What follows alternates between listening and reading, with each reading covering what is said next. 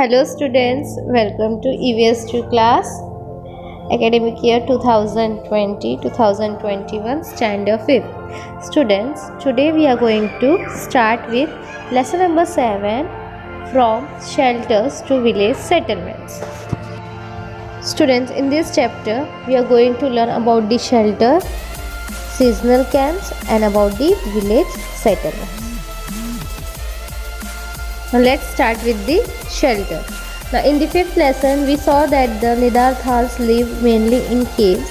At that time the climate in Europe was extremely cold.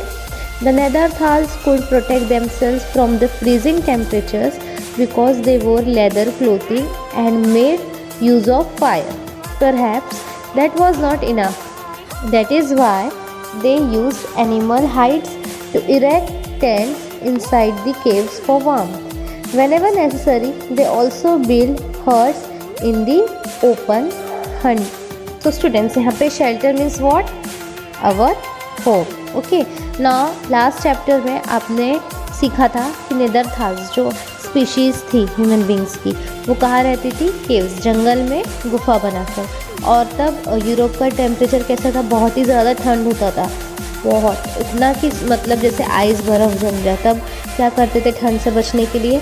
वो leather clothes पहनते थे नेदरथाल्स जो ह्यूमन स्पीशीज़ थी, और वो फायर का यूज़ करते थे. फिर भी उतने से भी ठंड से वो नहीं बच पाते थे. तो आप यहाँ पे पिक्चर में देख सकते हो, a warm 2 room rented erected by Neanderthal man inside a cave. France का दिया है यहाँ पे पिक्चर में कि किस तरह से उन्होंने एनिमल्स के बोन्स, उनके हाइड्स यूज़ किए हैं उनके टेंट को वार्म पहुँचाने के लिए. So they used to stay like this there. Okay. Now let's learn about the seasonal camps. Seasonal camps means in the Middle Stone Age, groups of Homo sapiens had established camps all over the world.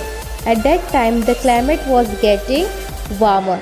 Everywhere the environment was changing, and with it, the diet of Homo sapiens also undergoing change. Now seasonal camps मतलब जो seasons जो होते हैं, मतलब जिस तरह से climate change होता रहता है उस तरह से उनको कैंप्स होते हैं. जैसे भी हमने यहाँ पे देखा कि यूरोप में ठंड थी, तो शेल्टर के लिए उन्होंने किस तरह के फायर का यूज़ किया, किस तरह से टेंट बनाने के लिए एनिमल हाइड्स यूज़ किए, उनके बोन्स यूज़ किए, आप उनके स्किन्स यूज़ किए. सेम वे जो मिडल स्टोन एज मैंस थे, होमो सेपियंस, उन्होंने क्या किया था? पूरे वर्ल्ड वाइड कैंप्स बनाए थे रहने के लिए, उनके शेल्टर के लिए. और वो क्लाइमेट वहाँ पे कैसा था? बहुत ही गर्म, और वो दिन ब दिन गर्म होता जा रहा था, और इन्वायरमेंट का जो चला वो भी चेंज होता. उस वजह से उनके जो डाइट, मतलब जो दिन ब दिन का खाना पीना चीज़ें था, वो भी बदलती जा रही थी. By the time of the middle stone age, big animals like mammoths were on the way to extinction due to the changing environment and also because they were hunted on a large scale. अब वो time पे क्या हो रहा था? Middle stone as time पे जो animals थे लाइक मैमोथ, वो एक्सटिंक्शन मीन्स व्हाट? उनकी कमी, जो उनकी स्पीशीज़ थी उनमें डिक्रीज़ दिख रहा था, मतलब कम होते जा रहे थे. क्यों? Because of the changing environment, climatic changes की वजह से. और उनको लार्ज स्केल पे हंट, मतलब उनको मारा जाता था खाने के लिए, इसलिए क्या हो रहे थे? उनकी स्पीशीज़ कम होती जा रही थी. That is why Homo sapiens had largely turn to fishing. अब स्पीशीज़ कम हो रही है तो खाने के लिए भी कम पड़ेगा, इसलिए उन्होंने क्या किया? टोटली वो लोग जितनी उनकी होमो सेपियंस की उनकी जो प्रजाति थी, वो क्या हुआ? वो फिशिंग पे टर्न हो गए. He also began to depend more on hunting smaller animals like the wild boar, deer, mountain goat and sheep. अब उनको उनकी जो डे टू डे नीड थी फूड की, वो कंप्लीट करने के लिए उन्होंने क्या किया? उन्होंने छोटे छोटे जानवरों को wild boar, deer, mountain goat और शिप, ऐसे उनका शिकार करना शुरू कर दिया.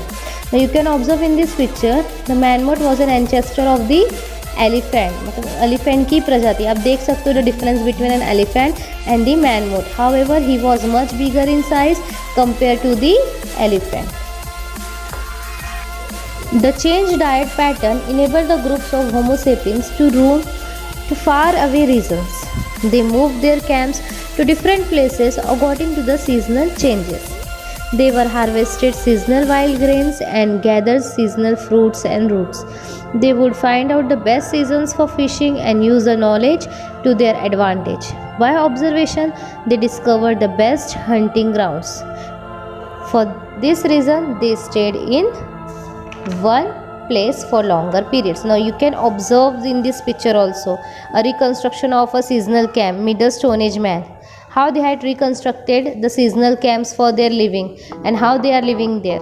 Now as their diet pattern had changed, तो उनको क्या करना पड़ता था, उनको अपने जो खाना उनको चाहिए उसके लिए बहुत दूर दूर जाकर रहना पड़ता था, कैंप डाल के ढूंढना पड़ता था।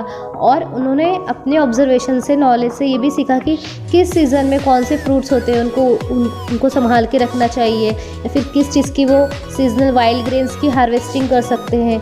क्योंकि उन्होंने फ़िशिंग चूज़ की थी तो वो ज़्यादातर समुद्र एरिया के पास ही रहते थे अपने टेंट बना के, तो इस तरह से उन्होंने यूज़ किया। और वो हमेशा एक साथ गैदर होकर रहते थे ताकि वाइल्ड एनिमल्स से भी वो बच सकें। They cleared jungles by felling trees and set up their seasonal camps in the clearings. उन्होंने क्या किया, अब आपने जगह जंगल्स देखा होगा तो वहाँ पे फॉरेस्ट पूरे सिर्फ ट्रीज़ और ट्रीज़ होते हैं, तो उन्होंने वो कट करके उस एरिया को क्लियर करके वहाँ पे उनके क्या किए, कैंप्स बनाए थे। Okay, now let's learn about the village settlement. Village settlement, the way of life of humans in the New Stone Age was completely different from that of the humans in the Old Stone Age and the Middle Stone Age. अब यहाँ पे देखिए जो new stone as man थे उनकी life कैसे थी, बहुत ही डिफरेंट थी ओल्ड स्टोन एज और मिडल स्टोन एज मैन से। During this period humans become producers of food grains, मतलब उन्होंने क्या किया, खेती बाड़ी अनाज उगाना भी शुरू किया। The beginning of cultivation is a characteristic of the culture of the new stone age. In the hunting and gathering way of life it is necessary to keep moving all the time. However, agriculture makes it possible to store food and use it over a longer period. Hence, there is no need to keep moving constantly. जैसे पहले जो थे old stone age and the middle stone as, उन्हें क्या करना पड़ता था, उनके खाने पीने की वजह से उनको इधर से उधर कॉन्स्टेंटली घूमना पड़ता था खाने की तलाश में। लेकिन अब जो ये न्यू स्टोन एज मैन है, इन्होंने एग्रीकल्चर करना, खेती करना, अनाज उगाना सीख लिया। इस वजह से क्या है, वो खुद के लिए फूड क्रॉप्स या फिर फ्रूट जो भी है स्टोर करके रख सकते हैं और उनको कॉन्स्टेंटली, मतलब हर बार इधर से उधर जगह बदल के रहने की ज़रूरत कम पड़ेगी। Hence, there is no need to keep moving constantly. Moreover, the nature of agriculture work made it necessary to stay in one place. Therefore, people established permanent village settlements and lived in them generation after generation. Okay students, so फिर यहाँ पे आपने देखा कि कैसे new stone as man ने अपने brain and knowledge का इस्तेमाल करके खेती बाड़ी सीखी और इस वजह से उनको कॉन्स्टेंटली एक जगह से दूसरी जगह मूव नहीं होना पड़ता था। In the next lesson, we shall review the social organization and the culture of this village system. I hope you all have understood this chapter. Now what you all have to do after watching this video, read the chapter thoroughly. Bye bye, take care, have a good day.